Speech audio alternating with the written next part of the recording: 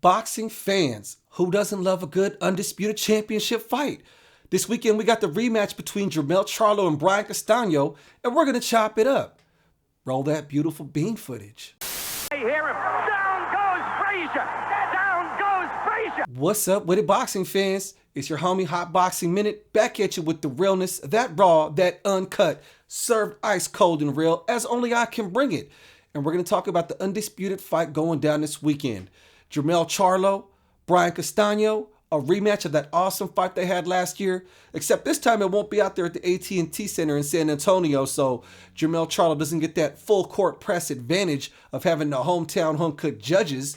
They're going to be fighting this time in Carson, California. Good old C. Arson. It's going down, and I'm excited to see this.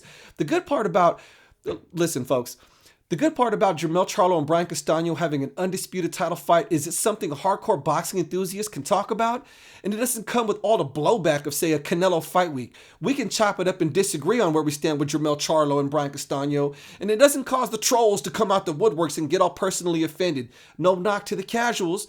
They're great for the sport, but sometimes they get a little out of control. So let's talk about this undisputed fight that the hardcore fans are eager to see. Charlo, Brian Castaño. What's good? Boxing fans, you already know.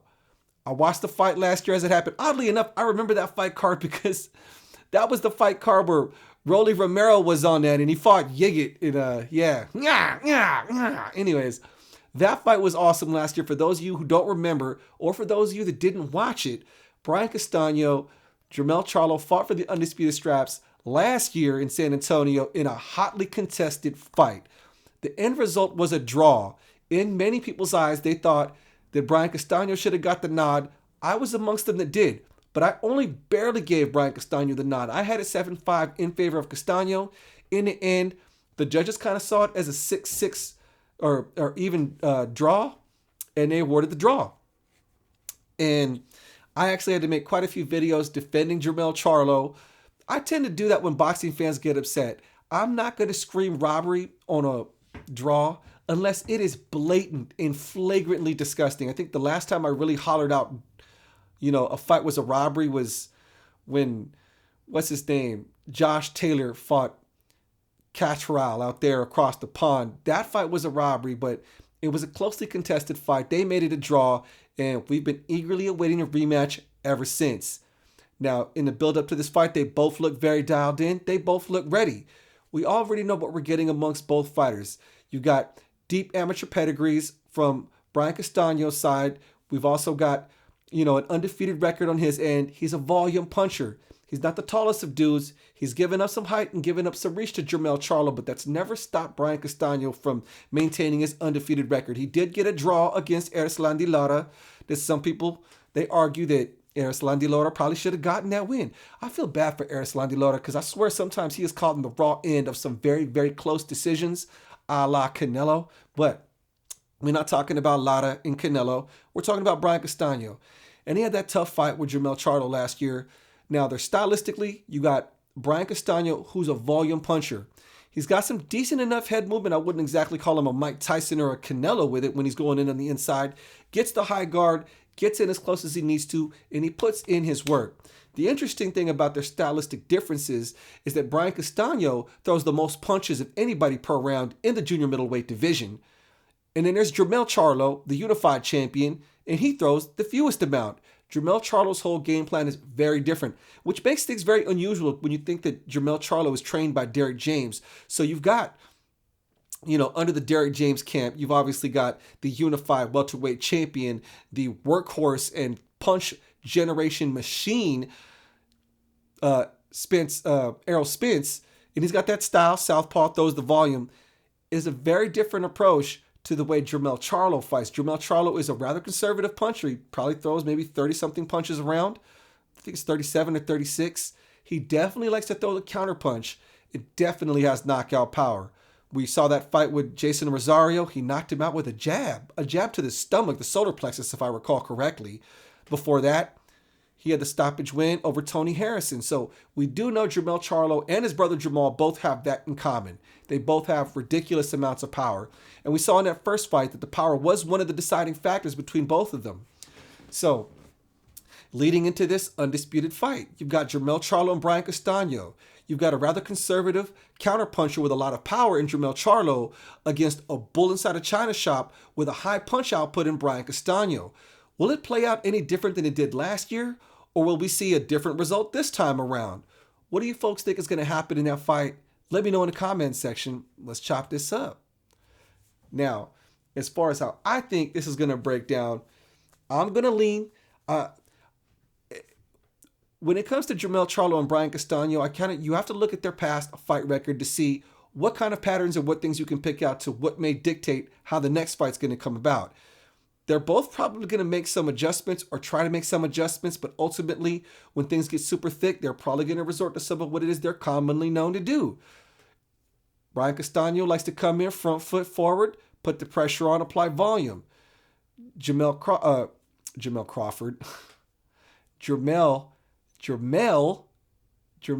will, hey man, what is going on with this mouth thing I got going on? Anyways, Jermell Charlo is not going to throw volume. That's just not what he does. He can fight on the front foot. He can fight on the back foot. He's got a very educated approach to his fighting style. You can thank Derek James for that. Jermell Charlo is going to try to get that counter shot off, and I think this time he does kind of a similar thing to what he did with Tony Harrison. Even though Tony Harrison, I think when he lost that rematch, you can partially attribute it to the showboating. If you guys haven't seen that fight, the first fight was awesome. Tony Harrison won a decision in a very closely fought decision. In the second fight, Tony Harrison was kind of having some success in the early part of the fight, started to showboat and tried to style on Jermell and ended up getting beat up nasty. Jack Reese had to call a stoppage to the fight. I don't remember what round that was, but I'm going to lean on their... when it comes to this rematch between Brian Castaño and Jermell Charlo, I'm going to lean on what I've seen from Jermell Charlo in close fights, or especially with his loss to Tony Harrison. I think Jermell Charlo is going to reassess his game. I'm going to trust in the strategic planning of Derek James, and I really do think Jermell Charlo finds the adjustment, correctly times Brian Castaño coming in, and ends up getting the stoppage win. That's what I think is going to happen. How do you folks think this fight breaks down? What do you think the end result's going to be? Let me know in the comments section.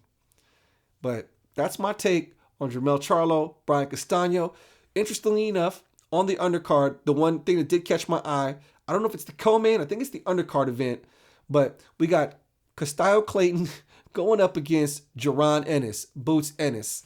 And that's the other second fight I wanted to talk about in that card because, much love to Castillo Clayton. He's a rugged dude, fights out of the orthodox position, representing Canada. I believe he went to the Olympics. His marquee win is a knockout over a roughshod and kind of washed Chop Corley. And he had that draw with Sergey Lipnitz. He has that common opponent with Boots. Boots knocked out Sergey Lipnitz and pretty much dominated him. Castillo Clayton, it's a draw. So Sergey Lipnitz put up a much better fight against him stylistically. Now, you don't want to use that as a barometer for how they're going to perform, but it's hard not to, even though styles make fights. And you never want to be dismissive of any fighter in this game because boxing, as we all know it, is the theater of the unexpected. But Boots Ennis is the damn truth. Oh my goodness.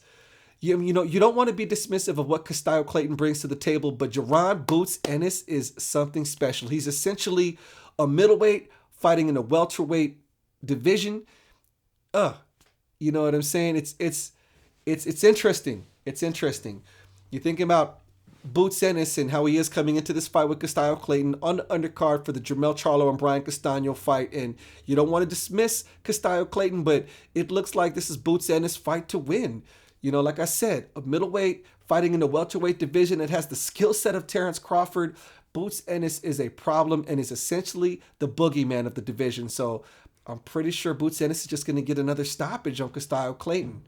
Do you folks see any possibility of any different outcome happening?